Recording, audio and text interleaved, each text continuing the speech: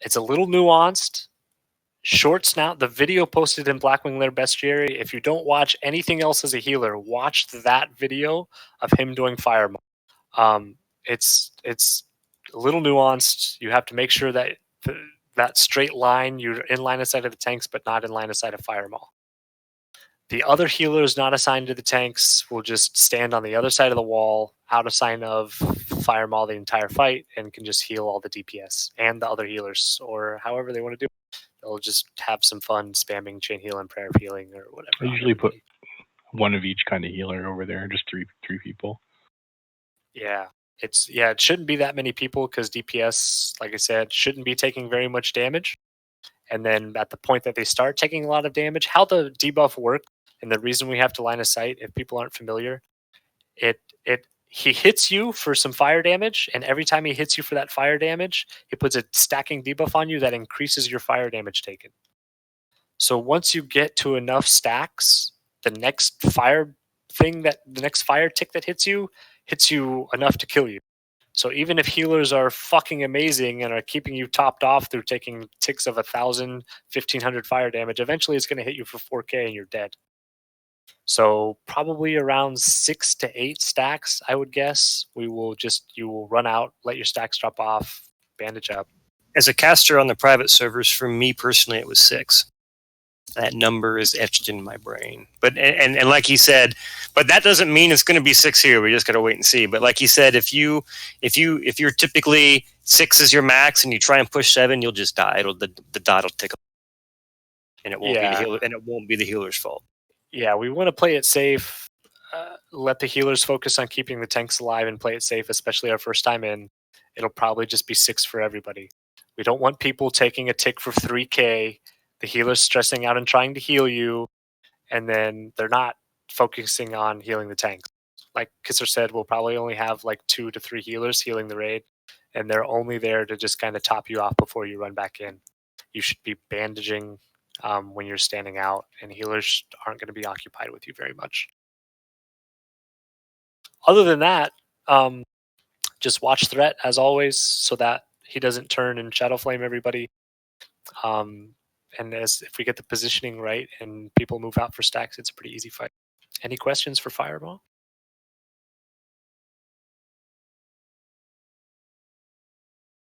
Okay. People getting tired? Okay, couple quick bosses. We got more trash after that. Couple bosses, Ebonrock and Flamegore. The strats are very similar for both of them as far as positioning. We stand at the bottom of... Hold on one second. I at least have a screenshot of the place. I just haven't added my pretty bubbles. So there's a little ramp you can see, but then kind of below the ramp in the corner is where the tanks stand, where my character icon is. The tanks stand there, and then they also... there will be buffet soakers just like... and they will stand basically in a triangle pattern, like 90 degrees from... or like 60-degree arc, or however you want to say it, but relative to the wall, it's like a triangle and they're perpendicular to each other. Anyway. And all the melee will stand behind the boss. All the range will just stand back away in the middle of the room. It doesn't really matter. This is critical that you stay below the tank and because they all do a shadow flame. So if you pull aggro and he turns and shadow flames, we all die. Hopefully threat isn't really an issue. There will just be one tank. His threat won't be being reduced if taunts go well, but taunts can resist. The tank can get hit by a knockback, and his threat's going to get knocked by a lot. So watch threat meter, play it safe. We're not trying to parse, especially on our very first time in Blackwing Lair. We're just trying to have a smooth boss as we feel our way through Blackwing Lair. There's a healing debuff that goes on Ebonrock that gets hit on the tank. So the tanks will be swapping back and forth. Whenever they have that healing debuff, they'll swap tanks. So healers just need to pay attention and be healing whoever has threat at that moment. And then for Flamegore, who we tank in the exact same position. And maybe someday when we're really pro, we can just cleave them down when in like AQ40 max gear, because they're that easy. We call them the loot pinata. For Flame Gore, he does some AoE fire damage. So depending on what our gear's like and what that damage feels like on the raid, you can pop some greater fire protection potions, bandage up a little bit in between ticks, and healers will do a lot of AoE raid healing. Any questions for Evan Rock and Flame Gore?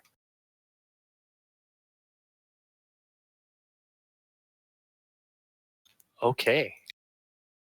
Now for the big baddie himself. Who wants to volunteer? There's also a couple trash packs around these mobs that are 3 big Drake Talon Cleaver dudes. They do a lot of war stomps that will stun a bunch of people. We tank them all separate. Sometimes we kite. I think a lot of times we kite one because we want to have 2 tanks on each. One person tanking, one person playing catch. Unless we can kill them within 30 seconds with FAPs. Anyway, they'll be vulnerable to some stuff, immune to some stuff for casters. And lazy trash. Who wants to volunteer to be Cro-Mag? Ooh, pick me. Okay. Whoever Maddox, you are the skull. Can you come stand on me? Okay. The entire raid's going to be out here in this room where we are now, where the patrols of Evan Rock and Flame Gore are. Cro-Mag is going to be over here in a cave where Shanu is. There's going to be a lever over here where Shanu is now, and we're going to have a rogue or anybody, and we'll just summon them. Click this lever and get the fuck out. And then Cro-Mag is going to slowly run from his little cave over here, and he's going to run over to this hall. And our goal is to get Cro-Mag in such a perfect position here that we can do the strat how we want to do our strat. And then we'll have Vil and Papa will be both tanking this fight. Papa for sure, be our and main tank. me only if it's time lapse. Yeah, so the big things here are Papa will be tanking him, and then can all melee stack on Moon? Oh, melee are kind of already there. So I'm not sure the best way to do this, but melee are basically kind of here, where Moon is now, just on the inside of a little ledge. And just on the backside of Cro-Mag's hitbox, so we're still behind him. He has a weird, really big hitbox, and I think his butt is bigger than his head. So, I don't think it's symmetrical. It's weird. Anyway, because we stab him in the back of the neck instead of the back of the foot. And then all the rest of the ranged are standing back here behind a wall, at the corner of a wall. If I didn't post it, I can't.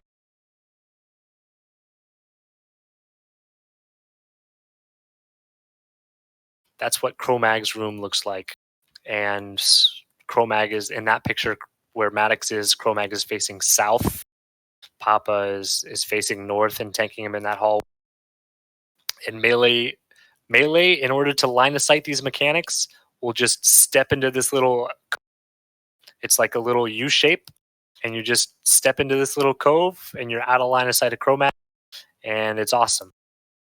All the ranged and healers will be back here, except maybe we'll assign one healer to just sit in the cove and just be full decursed spell whatever duty for melee. I know we've done that before. But all the other ranged and melee will be over here on the corner of the wall, and they will just move in, DPS, and then move out of line of sight behind the corner of the wall. Pretty easy positioning for them. So Cro-Mag's mechanics. He's probably going to be maybe the longest fight besides both phases of Neff. Maybe one of the hardest fights, depending on his breaths. We will know the breaths before we fight him. Most of them are pretty easy from everybody's perspective. You run out of line of sight. He will cast a breath every, I think, 30 seconds. And right before the breath, you run out of line of sight. If you have the bronze debuff, he also casts a bunch of debuffs. If you get to the full debuffs, I think it's 5. If you get to all 5 debuffs, he mind controls you, and it's really because then you need to kill the mind control. And if you kill the mind control, he heals. It's really bad. So we want people to not get to full debuffs. That's why we have everybody depoisoning, decursing, dispelling, de-diseasing, everything. Just to be clear, it's not just if you're mind controlled. Anytime you die on this fight, you heal the boss, no matter what kills you. So this boss is really important to do the mechanics correctly, because if you mess up and you die, you heal a boss. So the reason we will know before we go in if everybody gets the same breaths and Nef, like private, if for the entire raid lockout, every single raid that goes in there will have the same breaths and Nef colors. If that's not the case, then we won't know the colors. But if that is the case, that every raid gets the same, then we'll know the colors. That's how it was in vanilla. Each week was the same for everybody. Yep. Boy, that would be cool. Yeah. So basically, for every single breath, you will run out of line of. If you have the bronze debuff on you, then we will. How it goes if you watch the video, it's really funny. You'll get it etched in your mind. There will be somebody calling out bronze hide. It's me. And then there will be somebody calling out like everybody hide. Bronze hide, and then a couple seconds later, hide. The reason for that is if you have the bronze debuff, randomly you will get stunned for like 2 or 3 seconds. The only way to dispel the bronze debuff is to use the hourglass sand that's going to be dropping on trash while we're killing trash for the first. So there's a good chance that we don't have enough, and we're not sure if we're going to wipe on Cro-Mag. So we're going to be saving them. We're going to be saving them for the first good attempt where the boss gets to the enrage phase. Mainly for healers and tanks to use to dispel their bronze so we can keep the healers and tanks alive. Do you have a picture for the Cro-Mag raid setup? I posted the picture, but I don't have the raid set up. The video I'll on that. The video on that is really good. In fact, in the video of Cro-Mag, Short Snout actually runs because he has to go. He's pro and he has to go decurse the other side because something kind of happens, and you get to see him run from the ranged spot to the melee spot, and he uses the way his camera is. You can clearly see every place that everyone will need to be standing. It's pretty simple on this guy. Fire Moss, the one that is a little tricky with the. So we just line inside the boss and then just heal the groups that were assigned and shit. Yeah, there'll be healers assigned to specific. There'll be healers assigned to each. The raid will basically be split into 2 sections with Gogu out being by himself, and each section will have assigned healers to it, and the healers will be in that section with their assigned. Yeah, okay. Who are we talking about? Firemo? Oh, I thought we were talking about Cro-Mag. No, Cro-Mag. Yeah. So you really don't take that much damage. Yeah, it's the same strat as vanilla. Yeah. Like there will be. I suppose Mostly that you can have dispelling. I was going to say, I suppose you can have some healers that stay out of line of sight permanently. They don't even need to move, and they could just be assigned to dispelling and healing the raid. You have a couple healers that stay out of line of sight permanently, and they're just. I think all healers can just stay out of line of sight permanently, can't they? Well, that's what we did, and then you just walk out. We need to heal the tanks, so you like walk back and forth. Yeah, but it's the same as Fire Maul, where you can. Yeah, we didn't even have to walk out. Yeah, you can be in line of sight of the tank, but not in line of sight of Chrome. So you just stay back, and you're in line of sight of everybody all the time as a healer. Yeah, we just always hug the wall. Yep. Yeah, we hug the wall on the left.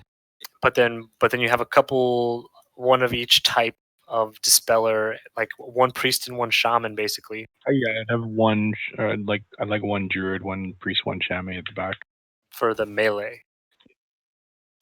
To make sure that we're depoisoning, decursing, dispelling the melee. Yep.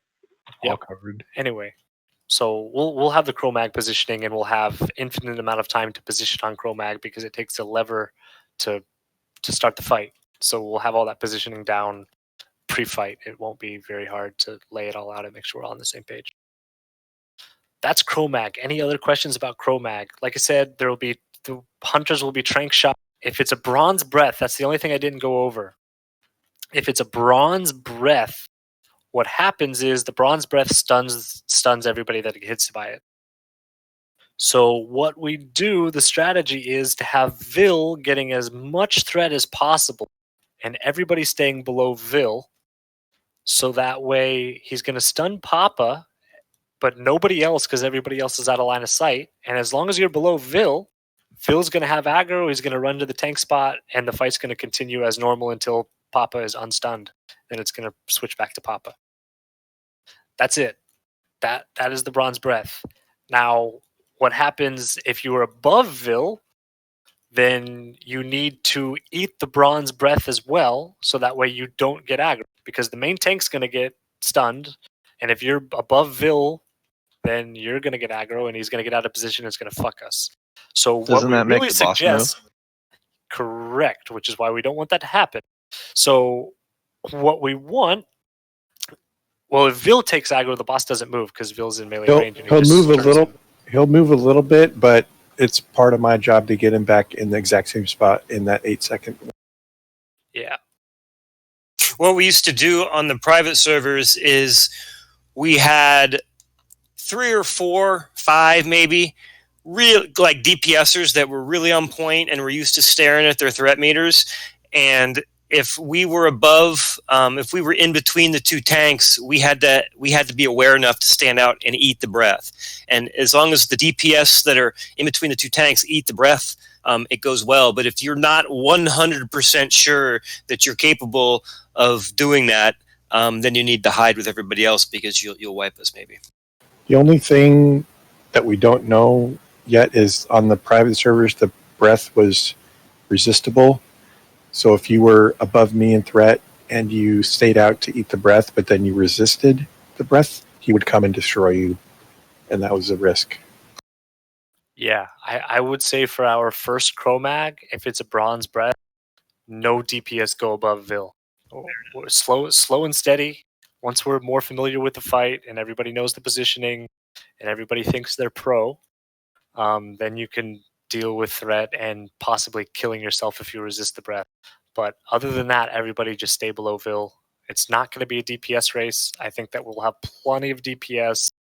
But like I mentioned, melee should be using restopods, specifically for the last 20% or so that healers can focus on healing instead of dispelling.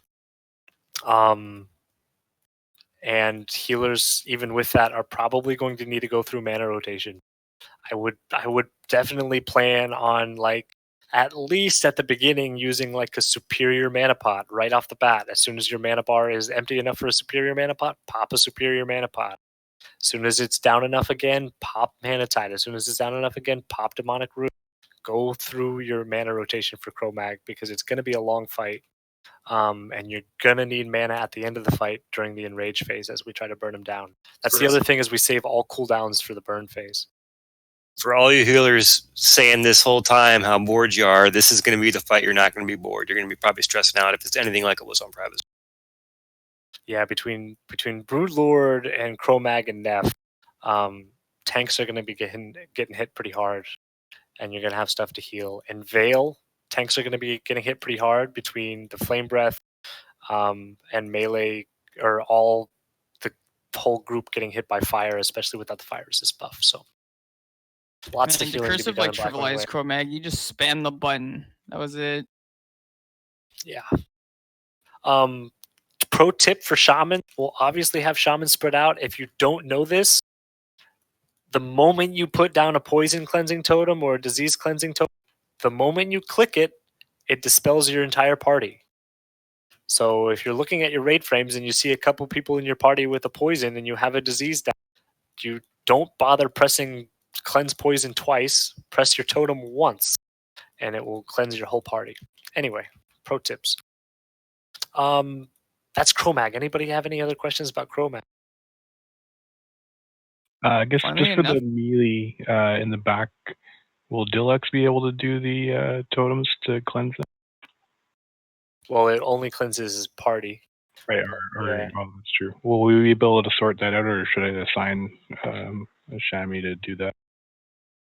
Well, I think that Dilex could probably, he'll just so fast that it's not going to be efficient. Like he could do other groups, right, by just casting the ability on other groups, but he'll just I was just thinking so about fast. the totem. I wouldn't want to make him do the other stuff, but if you could put a totem down there, yeah. Yeah, for sure. I don't think he's doing anything else with that's air totem, right? Or it's water totem rather. Mm-hmm. So it's His same as his mana and health. You know that. You're a shaman. Okay, no Chromag questions? Ooh, the boss, the Nefarian, my favorite boss in all of vanilla. Sorry, I'm excited.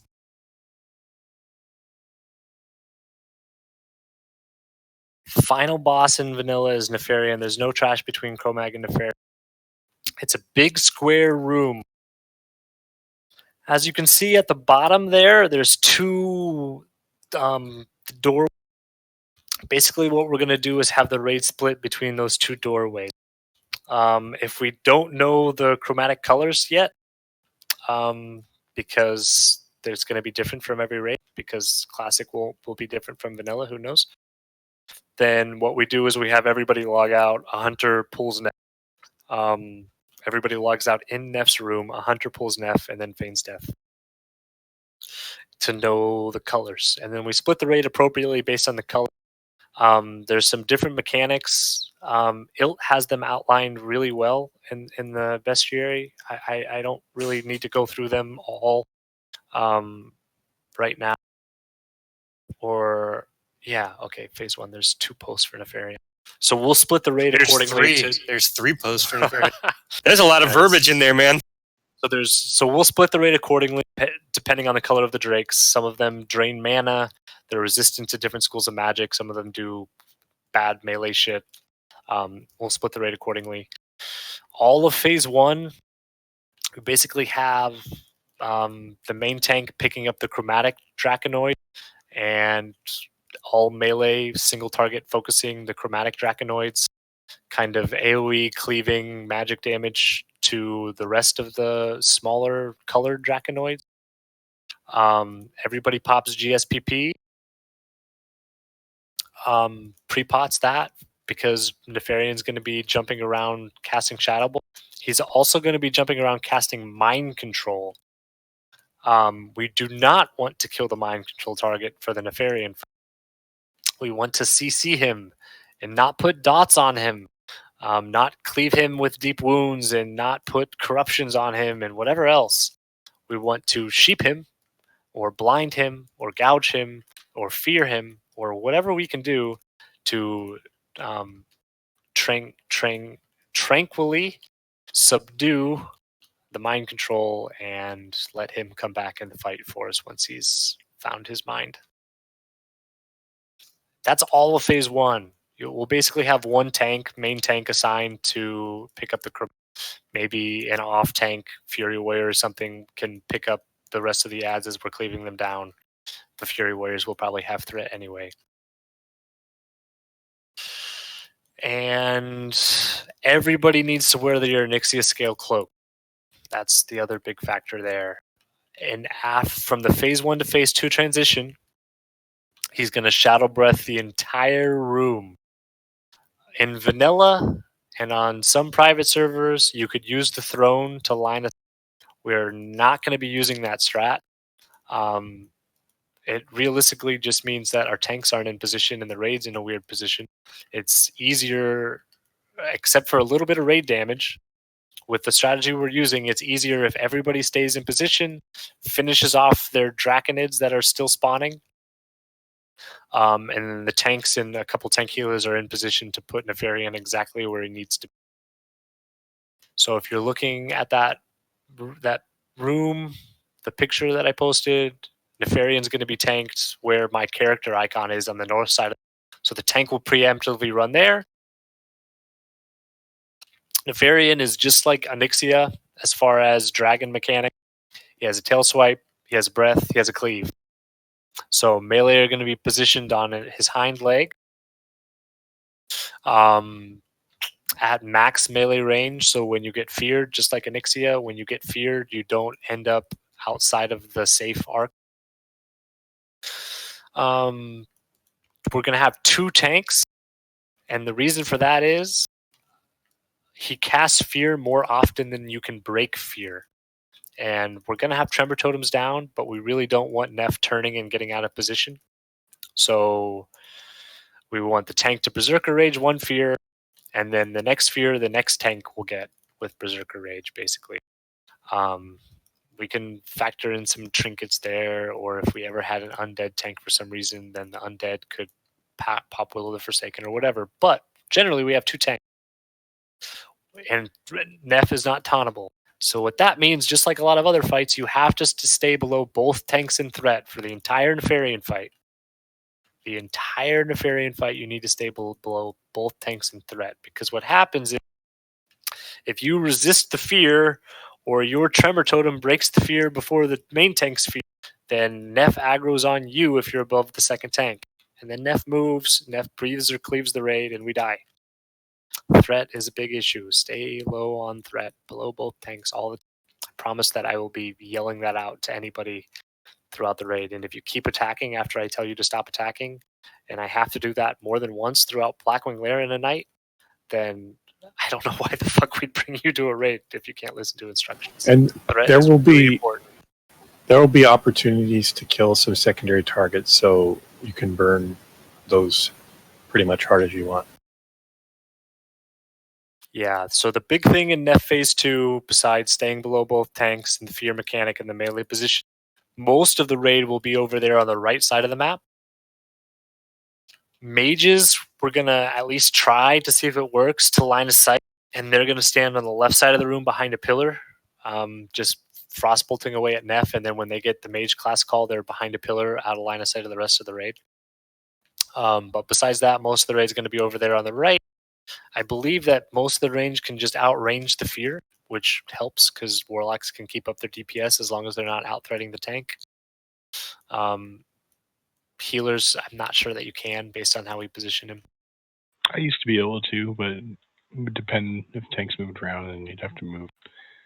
Still watch out for the odd fear. And we could also line of sight on that box. I'm not sure if you still can. You could line of sight fear. Gotcha. That would be really cool. So then the other big thing about Phase 2 is obviously the class call. For the first 70% of Neff, he's a tank and spake Ani, basically. He's a Phase 1, or no, he's a Phase 3 Onyxia for 70% of his health bar, except for the class calls. Ilt has all those outlined in the bestiary. We don't need to cover them too much. The really important, they're all really important. Yeah, you guys need to know you guys really need to know. Like, I'm going to be we collectively are going to be really fucking disappointed if you don't know your class call. If you're in our raid core and you, at this point, don't know what your class call is and how to deal with it, that's yeah, so druids, if it works correctly, they're going to be stuck in cat form, not able to do anything. Hunters, you need to make a macro to unequip your bow right before the class call so he doesn't break your bow, and then equip it after the class call if it wasn't your class call. Mages, you're in position so you're out of line of sight and don't. Oh, with the mage thing, we're not 100% sure if the strat we used for mages is going to. Although I'd like to try it. Are you cool with us trying it, Ashanu? Because it's really good if it works. Yeah, if it's not, just go over there by the pillar. It's no big deal. If it doesn't work after the first mage call, we'll know and we'll blink over. And although what's the backup plan? Like, how were you planning on doing it? If it, you know what I'm saying? Like, the only thing you do is you just have to dispel the polymorph. That's it.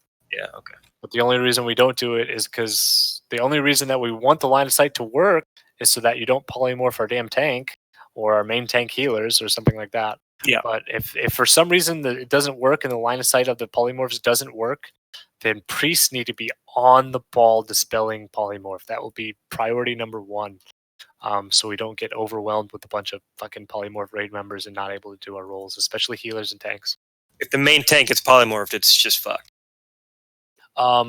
Priests, when priests get hit by it, they get corrupted heal. So when the class call comes out, maybe you should be paying attention and not be about to land a greater heal. Because if you land a greater heal on our tank and you get hit by the class call, then they're going to be debuffed and they're going to start taking damage. And we don't want people to be taking dot damage, so we avoid that. Hunters, your bows will break. All hunters need to have one, possibly even two backup bows, because if you get three, it's totally possible to get three class. Priest, you can still cast Renew, you can still cast Power Word Shield, and then besides doing those things, if there's nobody else to put Renew on, then just wand the boss. Rogues, you get teleported to a random location, and on private servers, I felt like it was random. Not all the rogues got put to the same spot. I feel like my memory of vanilla is every rogue got put to the same spot. I thought they all got dumped right in front of Nav. No. Yeah. It's a random spot. Okay. It's close to him, though. Yeah, it's close. It's like in his within melee his range. hitbox, right? Yeah, it's always going to be within his hitbox. So half of those positions are bad, basically. Jiki, that's not how it worked in vanilla. Or private servers. I played a rogue. So basically what needs to happen is if the rogue spot is really bad and all the rogues are going to die, then the tank needs to reposition Neff. If the rogue spot is okay, then the tank doesn't need to reposition Neff. And basically what will happen is we'll just swing him. We'll swing him like 60 degrees left or right to make sure that the rogues aren't getting breathed on and dead. If it's too risky and whatever, the rogues just die. Rogues, to counteract that, we're not sure, but we're hoping that, for one, Vanish will break it. For two, we're really hoping that that improved sprint will break it, but we're not sure about that because improved sprint wasn't even a part of vanilla for most of Blackwing Lair. That was like 1.11 talents or whatever the fuck.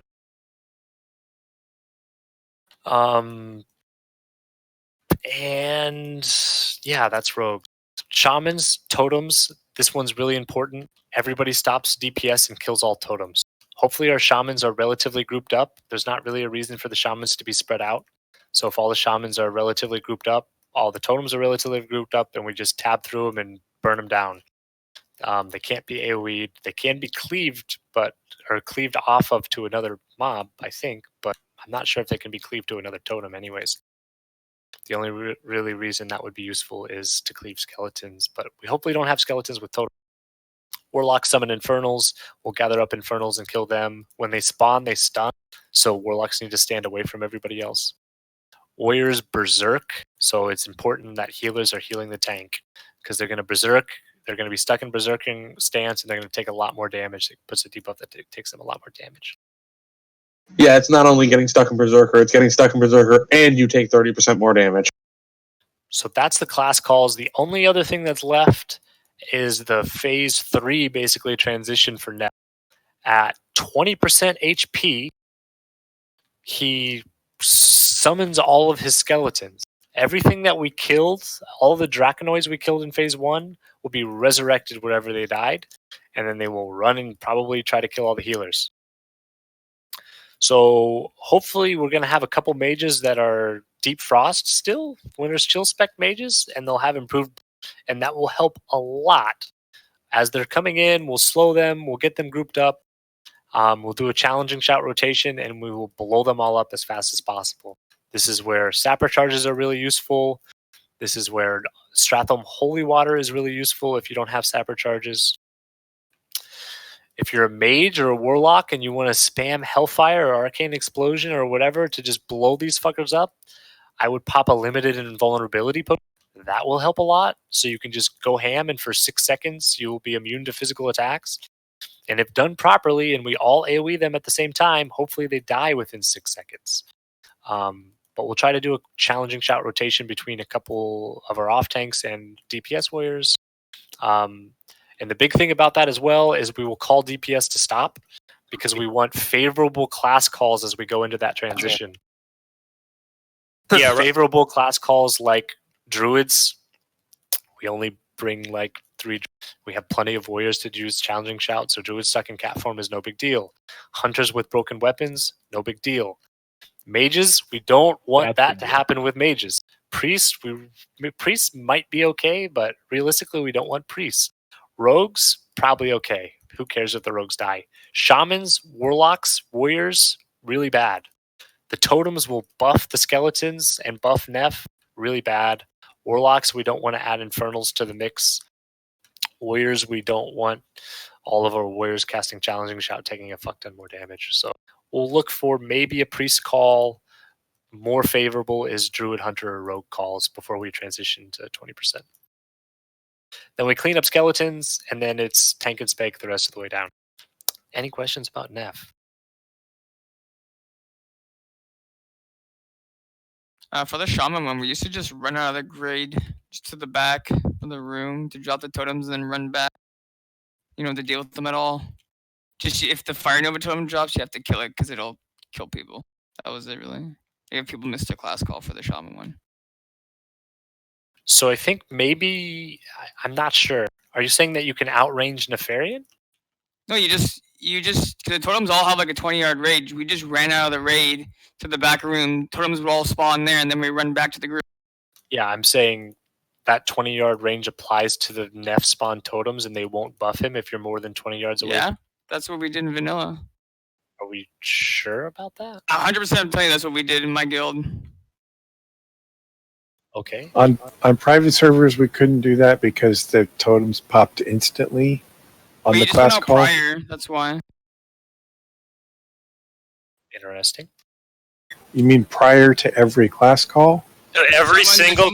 Yeah, because the shaman was so dangerous. If he got a win free proc, he could kill the tank. I don't know if I don't know if I would feel comfortable with all our shamans stopping what they were doing every single class call and running.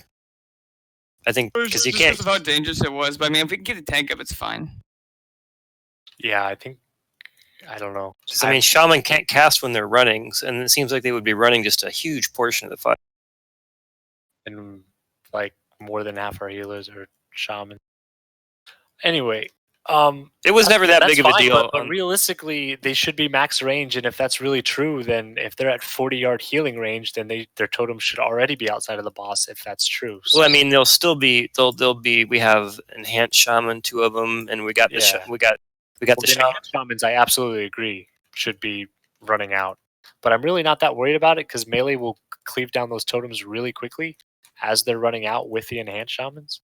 And then we just clump up on the shamans and kill the totems. I think I feel more comfortable at least killing the totems day 1. And then if we kind of see how it works, I'm not sure how we can check that. But yeah, in my experience with even fucking hardcore as shit private server guilds, everybody kills totems. So interesting. Because I know the rogue one, if you got teleported, you're just fucked. If you're in front of the boss, you're dead. Couldn't get out of it. Well, I mean, if the tanks just move the boss. Yeah, you can just angle him a little bit away, because it's not a 180 degree shadow flame, and for 2 you have your shadow flame cloak on. It's just when you get shadow flamed and cleaved, it's really bad. So for the mage one, you can vanish to break it. We never teleported behind a pillar. I don't know if that was a known strat, but we never did that. So maybe that might be a private server thing. We have multiple people that have said that they remember line of sighting in. Mega was probably just shit then. But yeah, we still don't know how. I remember the guild I was in when I came on a mage to one of our Neff kills, and we used to blink back in the room that the mob spawned out of in phase 1 and ran around the corner, and just all polymorph. And it was a pain because we had to do that before every class call. So I hated that. If it doesn't work, we'll just do the dispel. We'll be okay.